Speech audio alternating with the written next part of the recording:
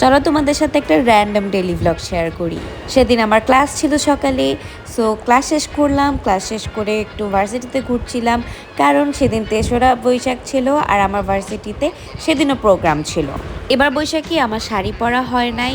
আর হ্যাঁ, এর ফাঁকে কিন্তু আমি ব্লাডও দিতে গিয়েছিলাম। এটা হচ্ছে আমাদের কোর্সের জন্য ছিল, এটা একটা অ্যাসাইনমেন্ট টাইপের ছিল আমাদের। ক্যান ইউ বিলিভ, একটা কোর্সের জাস্ট 5 মার্কের জন্য আমি আমার রক্ত দিয়ে দিয়েছি। এরপর নাচতে নাচতে চলে যাই টার্ফে ছবি তোলার জন্য, অ্যান্ড গিয়ে দেখি যে আগের দিনের যা ডেকোরেশন ছিল সব উঠিয়ে ফেলছে। আই মিন, আজকের দিনটা তো রাখতে পারতো, তাই না?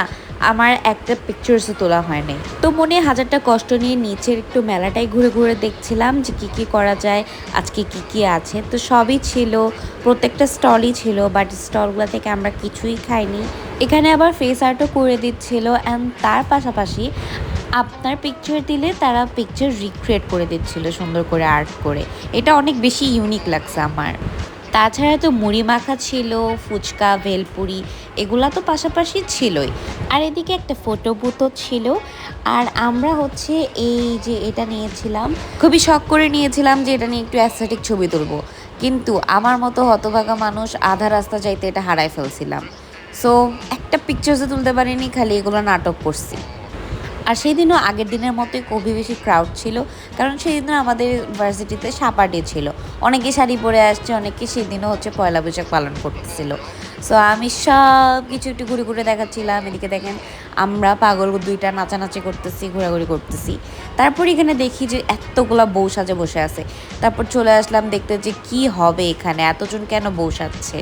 সো দ্য থিং ইজ, সুন্দর নাচানাচি শুরু হয়েছে, আমরা অনেক বেশি হ্যাপি ছিলাম। বাট আমাদেরকে ডিসঅ্যাপয়েন্ট করে একটু পরও তারা বলে যে অডিটোরিয়ামে আসতে আমাদের প্রোগ্রাম আছে।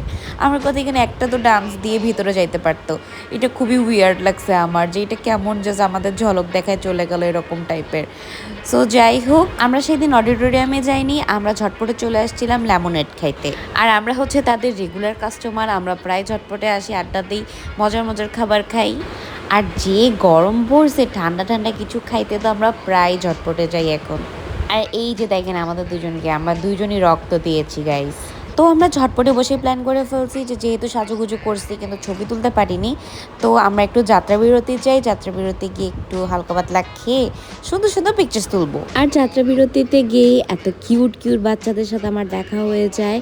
অনেকগুলা কিউট কিউট বিড়াল ছিল, ওদের সাথে দেখা করলাম, খাইলাম, খাওয়ারটাও মজা ছিল।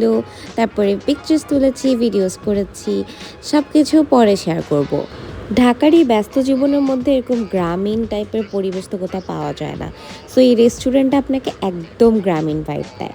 সো যাই হোক, ওদের আমার একটা জিনিস বেশি ভালো লাগছে, যে তারা হচ্ছে কুকুর বিড়ালদের অনেক ভালোভাবে ট্রিট করে, এত সুন্দর করে তাদেরকে পালে। সব রেস্টুরেন্ট যদি এই জিনিসটা ফলো করতো তাহলে মনে হয় অনেক বিড়ালের ক্ষুধা মিটে যেত। So yeah, that's all for today. Thank you for watching. See you in my next one. I love you everyone.